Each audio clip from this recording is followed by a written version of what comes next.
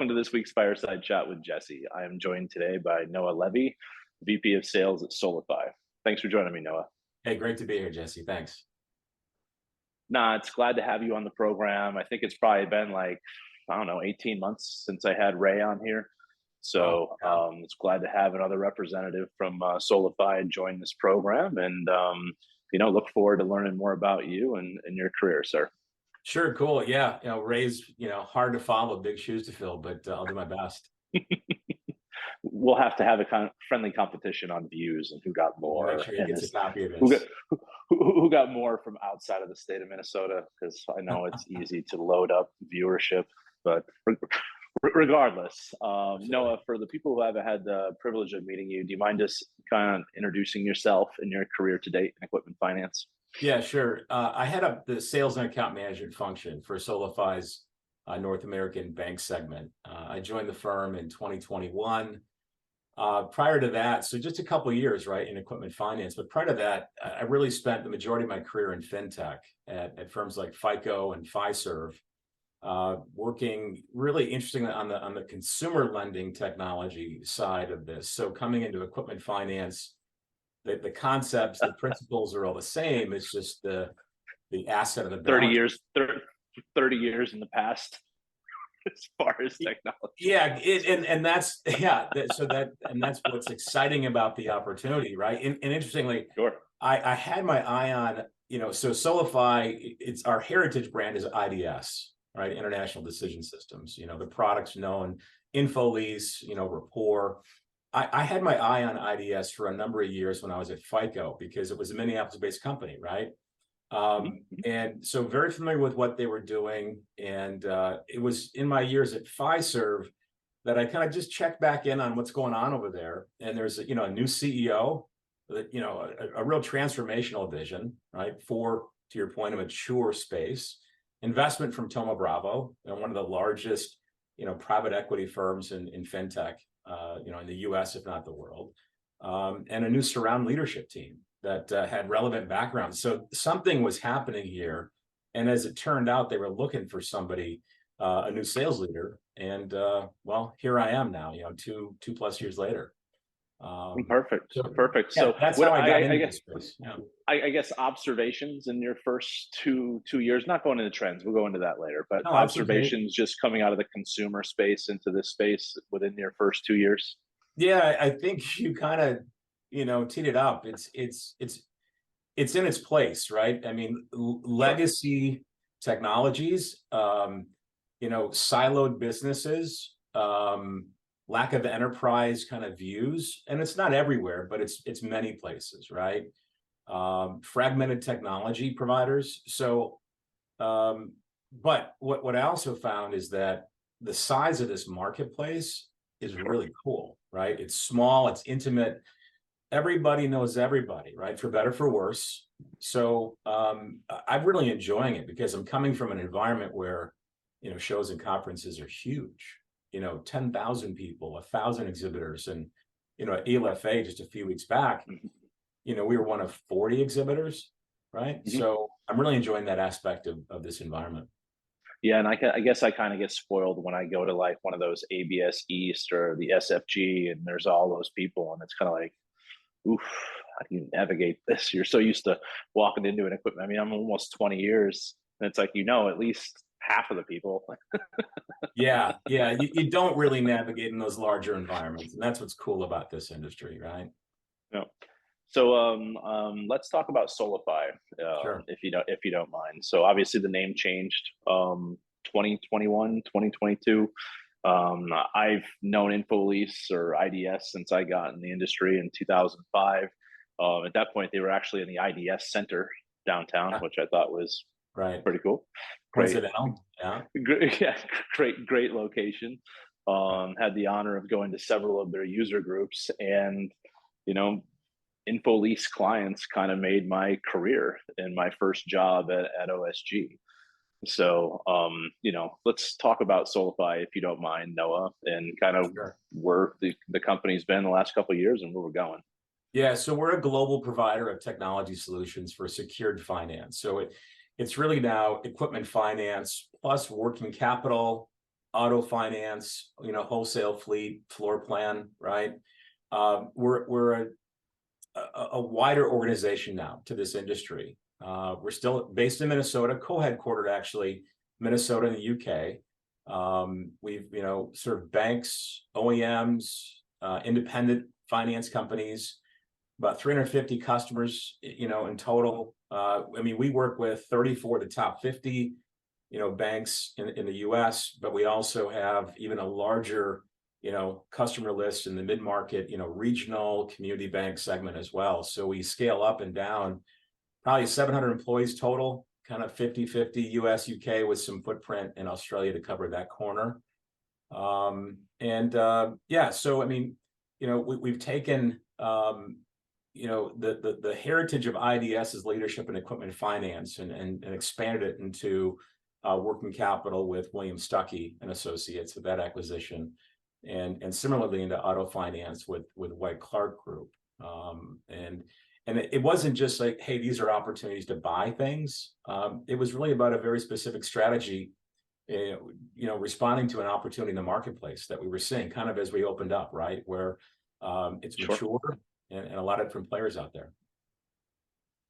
Sure. And then, one of the things that was intriguing to me was I got the privilege of going to your Solifi Summit back in June of last year, and the different market segments.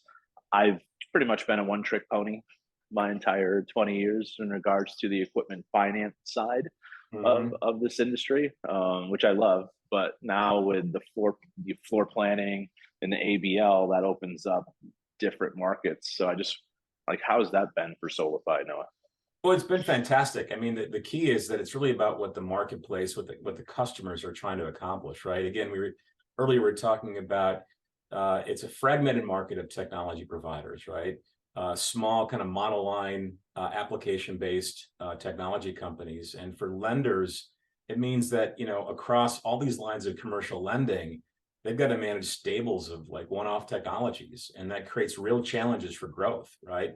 Keeping up with security requirements across that disparate, set of tools and technologies, changing market conditions, regulatory, their own competitors, right? Keeping up with them, right? It goes on and on. Even trying to keep up with customer expectations.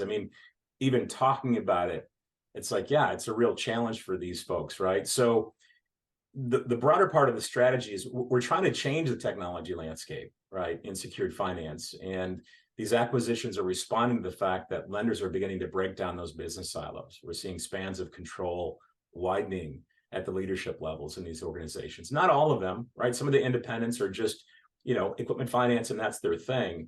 Sure. But the larger lenders, they're in and trying to consolidate, right, and centralize, or they're trying to expand as this market is shifting from just equipment finance to, for example, asset-based lending.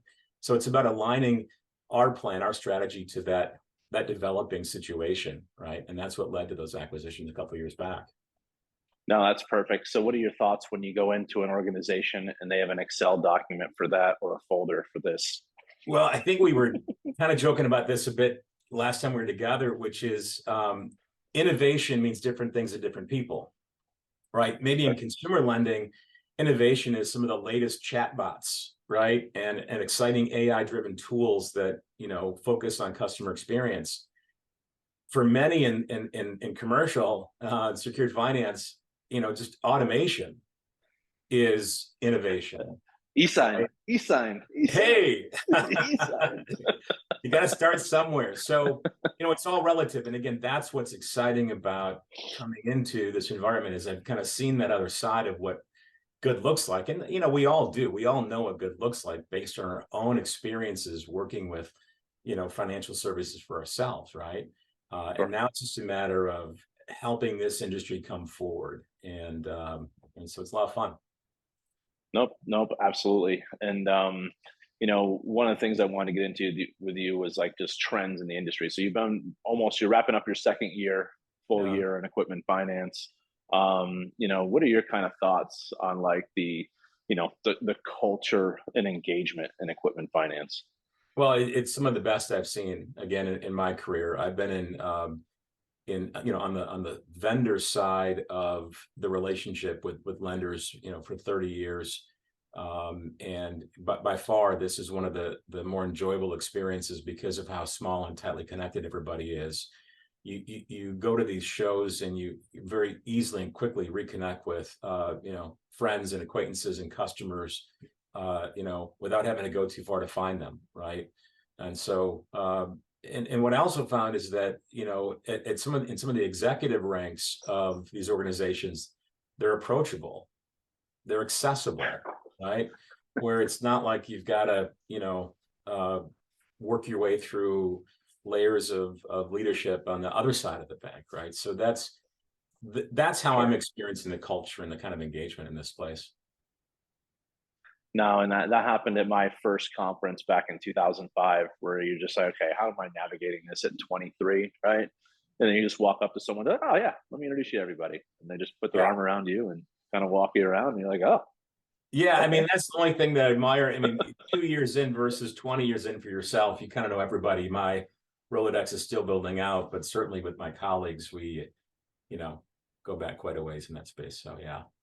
Just hang out with Robin for good or for worse, and he should know everybody. Yeah, it's always for better with him. It's always fun. The stories.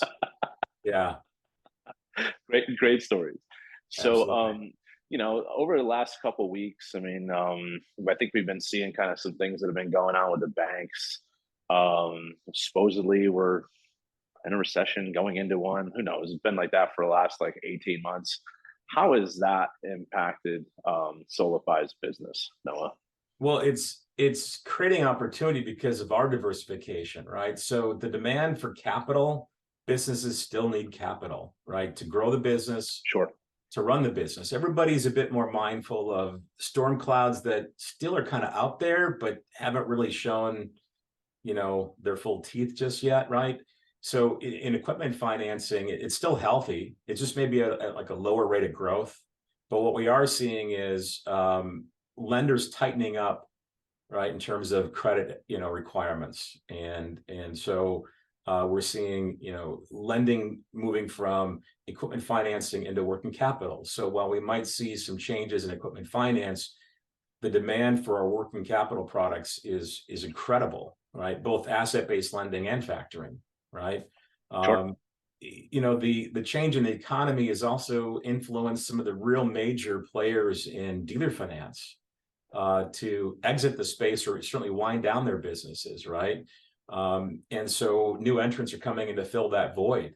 And our auto technologies, our auto products, again, are filling the need there. And so we're really well positioned. So it's kind of like we're having our best year ever amidst all this uncertainty in the economy. And that's building off of last year, which was just as successful from the year prior. So we're excited about what next year brings as well, and I think we're in good position to play with it. But that's how we see it playing out, right? And now some of the decisions in terms of technology spend aren't just we want to get into working capital, so let's go buy into there, right? Sure. It's that sometimes when markets are down, there's an opportunity to kind of change the way they do business to be better positioned for when environments get healthier and stronger, right? Positioning and retooling for that, and so that we're seeing investment for those reasons as well. So we just have to make sure we tell Keith that whatever number he comes up for next year, we need to add 40% on top of it. Oh yeah, no. The numbers are always too big. They're always too big, and yeah, I bet you whether it's Keith or David, that'll be the first thing I hear in response to this video. Yeah, quotas aren't big enough, right? Hey, but we're up to the task. You're not challenging Noah enough, gentlemen. Sorry. Yeah, we've got a great team, and we'll knock it out either way, right? Oh, that's fantastic. And yeah, that is an interesting side where it's, if equipment finance is down, you have these other avenues where you guys can provide value still, which is fantastic. And with some of the banks that, I mean, you've been in here for a couple of years, I'm sure you dealt with banks before. There's a lot of red tape to get approvals and IT spends and everything. And as these new independents present themselves, they need to win on technology, and they're not afraid to spend the money, which is very advantageous to a software organization. Yeah, it sure is. It sure is. No question about it. Relationships at the end of the day are what drive banking, lending relationships, but you've got to be priced well and you've got to meet the needs of their customers. So banks are really focused on their end customers. And so we're thinking about what is it that we can do to help our lenders, right? Whether it's an independent or an OEM, right, or a bank, address the needs of their customers, right? That has a big influence on what we do as well. Perfect. And then, sticking with the technology trend, the moving of these big in-house systems to more of a SaaS model. I'm sure you're probably, when you came in, you're like, what do you mean everything's in-house? Everything's typically on the cloud. How's that transition been going, Noah? Really well. I mean, the move to cloud to SaaS is now largely table stakes, right? Everybody's rushing to get there, from the largest, banking enterprises to, the smaller lenders who kind of start there in many ways, right? It's widely adopted. Salesforce is everywhere. Workday is everywhere, right? Oracle applications are everywhere. These are all SaaS, cloud-based, technologies. And in fact, I mean, we no longer sell software that's deployed on premise. And so it does create some challenges, though, to your point, about organizations who have embedded these technologies over 20, 30 years into their businesses. They built processes around that. And so there's the challenge of unwinding all that, right? But they're recognizing it's an imperative. They have to. There is no stay the course. There is no write it out. If they want to compete to win and service customers the way that these customers are looking to be serviced, they have to change. And so we're spending a lot of time. I mean, one of our newest, I don't want to call it a transaction, but one of our existing customers of many years has chosen to, take a 40-year-old mainframe-based application and come forward to SaaS, and they're developing the application with Solifi to help them go to the next generation of leaders in their business and the next 40 years of business for their organization. So it's pretty exciting stuff. That's good. I mean, what are some of the challenges you face from having some of these legacy people that are just like, no, I'm not going to unwind this. Sorry. That's always a difficult situation.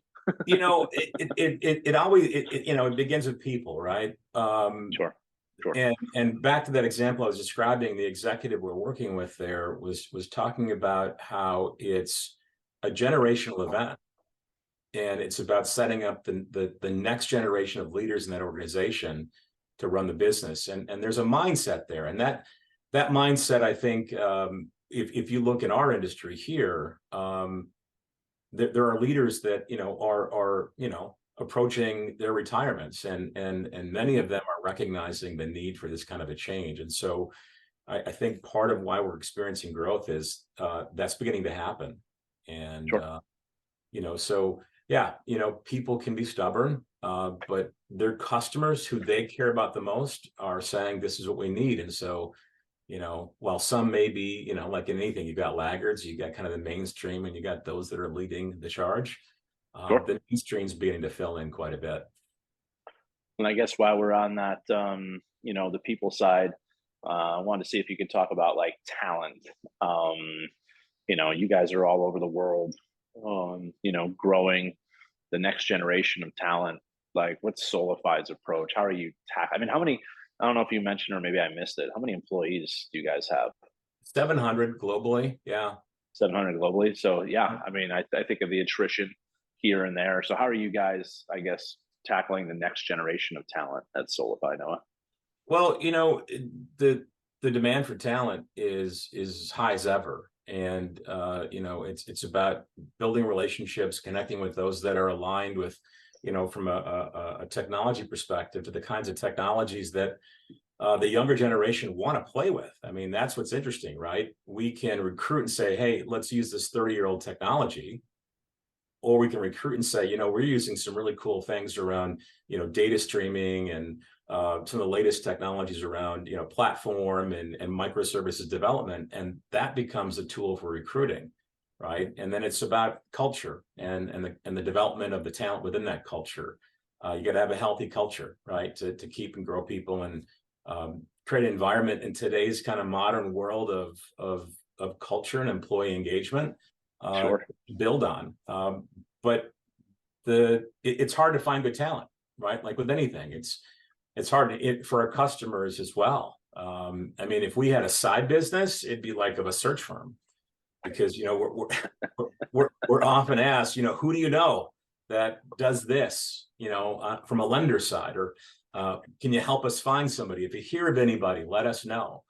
So the demand for talent, and what's great, I think, within the industry again, is you've got the ELFA, right, focused on the development of leaders, right, for that next generation. And Monitor has the Stripes program, right? They're doing some great things around developing talent and the next generation of leaders, and that's super important. Well, and from an organization perspective, are you guys back in the office? Are you guys hybrid? Because maintaining or building that culture in a hybrid environment, like how are you seeing that play itself out? No. Well, it's definitely changed. I mean, we are a hybrid environment. We had in Minneapolis, pre-COVID, what you talked about, right? Large office, everybody there, which was kind of the case with most organizations, sort of, short of, salespeople who were generally remote anyway. Now we're in a smaller office in downtown Minneapolis, right?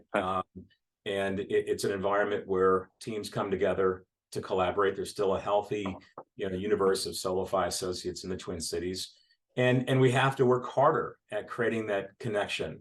Whether it's we all go to the Twins game together in the summertime, or we just had a chili contest. We bring things to events and activities together to create that connectivity, to maintain that. Now, interestingly, pre-COVID, nobody was using, video conferencing. Today, it's like if you attend a call without video, it's like, oh, he's off camera, she's off camera. So that does help as well, but it certainly doesn't replace face-to-face. So those are some of the ways we try to bring people together on a regular basis to, maintain and build those friendships. Yeah, it's video is interesting, right? I mean, today I wore a t-shirt for my first couple meetings that I had, and people were busting my chops. I'm like, come on, like, give me a break. Wait, what? Yeah, there's a couple of executives here that are like in a competition of the wildest shirt, the loudest shirt, the busiest shirt, and so sometimes it's funny when they both show up, and so yeah, it's all good, right? Well, I think of being on the sales side pretty much my entire career. These face-to-face conversations like this, as opposed to you get somebody on the phone, hey, I really want it in the market for a system. Okay, we'll jump on a plane and come down there and see you. I think that face-to-face communication, not face-to-face, camera-to-camera communication, I think you can maybe cut down some of the sales cycle from like a 5-call close to maybe like 2 or 3, because I think you can do a lot of relationship building and see if there's you can. cultural fits. The reality is it's kind of self-fulfilling, right? I mean, organizations are remote themselves. Larger lenders have people from West Coast to East Coast to Midwest to South. They're all over the place anyway.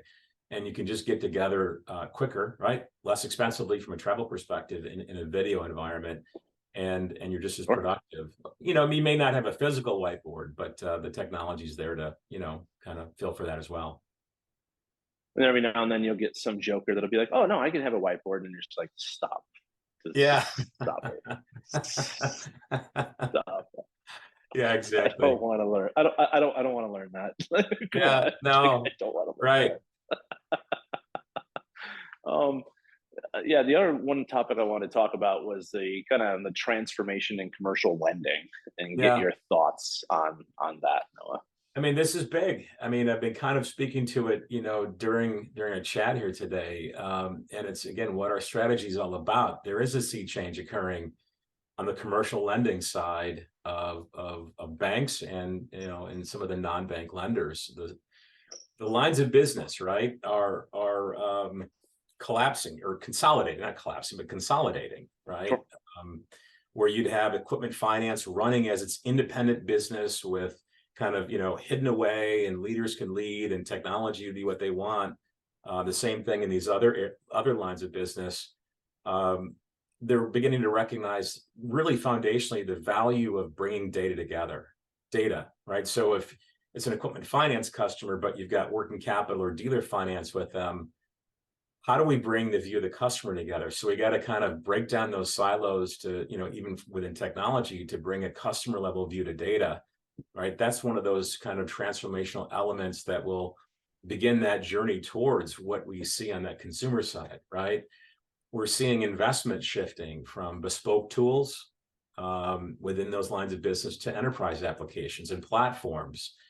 We're seeing the development of centers of excellence where organizations are saying, we're going to have a data and analytics practice. We're going to have an originations kind of life cycle practice, and it'll be across these lending types, pricing, servicing. We're seeing organizations, literally change their organizational models operationally, structurally to that effect beyond just the technology, right? So as we were kind of on the open end of this, what we see that has gone on the consumer side for 20, 30 years has, begun here. And there's a lot of runway left to get. And so, yeah, that's what we're seeing. And again, why we're excited about it. Yeah, I mean, data's key, right? And it's amazing how many organizations are running multiple platforms with the data is just in disparate systems, and you're just kind of like, why would you do that? And then yeah, I mean, at ELFA there was there were a couple of sessions which I thought was fantastic on AI. Again, AI is new here, but it's not new elsewhere. But in order to actually create and implement and get the value from AI, you got to feed it data. And so everything begins there. And when you do that, then you can begin to develop some views and understanding of things, and then you can begin to leverage it to make better decisions at any point in that life cycle, from who you might be targeting, right? Assessing risk, right? From the front end in terms of risk-based pricing, and even how you service, right? And how you might focus on those who might be showing signs of distress, and trying to mitigate, issues of early delinquency, right? So it's a pretty cool thing to see happening here. No, I agree, and I've harnessed some of the some of the power of AI and some of the things I do. It just makes my life easier. I love ChatGPT. I don't know, but I don't know if it's dumbing me down or not, because I basically am just like, okay, this is what I think this should say. Please rephrase it and make me sound more intelligent. And then it does it, and then I'm like, I don't sound like that. Like, well, calculators didn't make me any dumber. I just leverage them because, I don't have the time. I need something to do a calculation for me real quick, right? I'm more productive and effective with the calculator than taking out a notepad and writing down an equation I probably couldn't even solve, right? I mean, touche. Yeah. So I ask everyone who comes on the program, Noah, to give me a little fun fact about themselves. So I guess what makes you tick? What makes you tick outside of your day to day? Well, I mean, first it's my family, right? They make me tick. My wife for 20 years and my two kids. One's a freshman at Iowa State in aerospace engineering. God bless him, right? And my daughter, who's wrapping up her senior year of high school, in that process now of applying to universities, and she'll be making her selection here soon. So that's kind of first and foremost, what's important to me. But in terms of my personal passion, it's kind of on the wall behind me, right? Golf is my thing. So, it gives me a chance to get out, enjoy the outdoors, friends, and, compete against myself. And so, maybe lastly, my daughter's converted me into a Swiftie. So I've been enjoying all, I know. I'm proud to say it. I tell you what, she went to the show in Minneapolis this summer, and it was a fun experience to watch her and her girlfriends go do all that. And, so, and through that journey, I've begun to enjoy her music, and so there you have it for the world. I don't see a Travis Kelce jersey like hanging up in your office. So no. Yeah, we're in the office, not in the closet, right? We're in the office here. So yeah.